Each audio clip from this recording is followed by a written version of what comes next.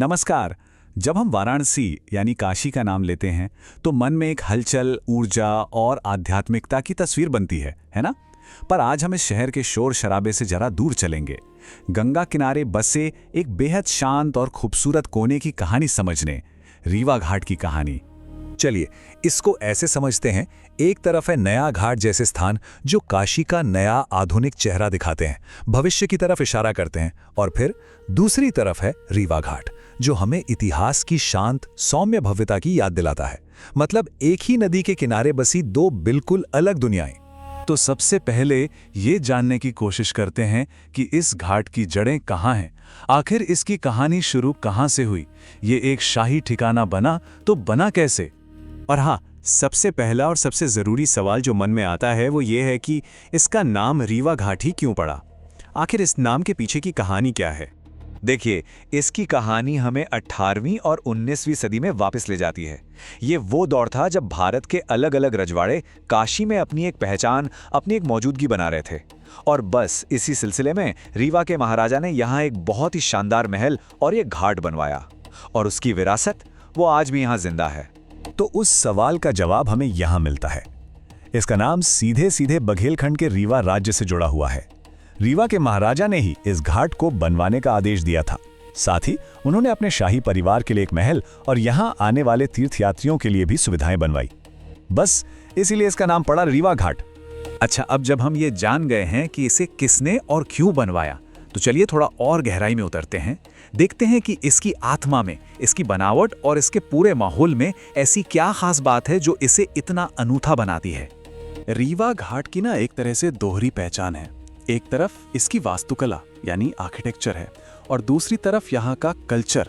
इसकी डिज़ाइन शाही ज़रूर है, पर उसमें दिखावा या तड़क भड़क नहीं है। और यहाँ का माहौल, वो तो बिल्कुल शांत, सुकून देने वाला आध्यात्मिक माहौल है। यहाँ जो शैव अनुष्ठान होते हैं वो बड़ी गरिमा के साथ होते हैं। यही इसकी असली खासियत है। और ये जो एक लाइन है ना, ये मानो इस घाट का पूरा डीएनए बता देती है। यहाँ गंगा के किनारे शान चुपचाप बैठी है। ये खामोशी में छिपी हुई शान, ये मौन भव्यता, यही तो रीवा घाट की असली पहचान है। तो सवाल उठता है कि ऐसी शांत और गरिमापूर्ण जगह पर किस तरह के लोग आते होंगे। चलिए अब जरा उन लोगों की बात करते हैं जो इस घाट के सुकून की तरफ खुद ब खुद खिंचे चले आते हैं।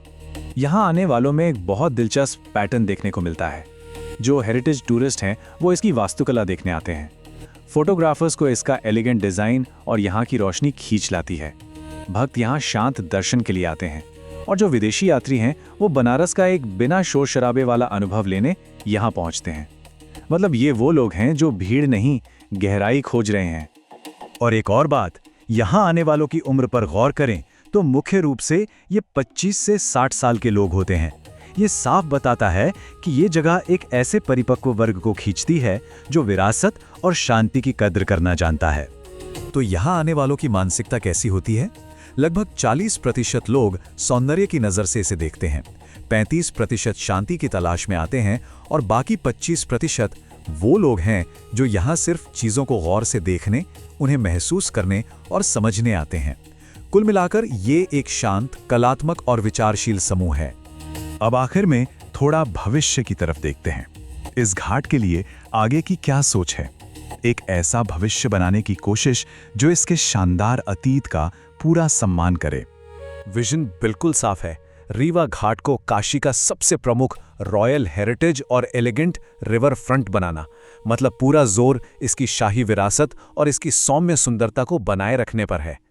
और इस विजन को हकीकत में बदलने के लिए एक पूरा रोड मैप है। पहले तो महल का संरक्षण करना, फिर यहाँ की शांति बनाए रखने के लिए आने वालों की संख्या को नियंत्रित करना, रात में यहाँ खास हेरिटेज लाइटिंग लगाना, और आखिर में इसे 80 तुलसी कल्चरल कॉरिडोर से जोड़ना। मतलब हर कदम इसे संरक्षित करने के लिए उठाया जा रहा है, ना कि इसे मास टूरिज्म का हिस्सा बनाने के लिए।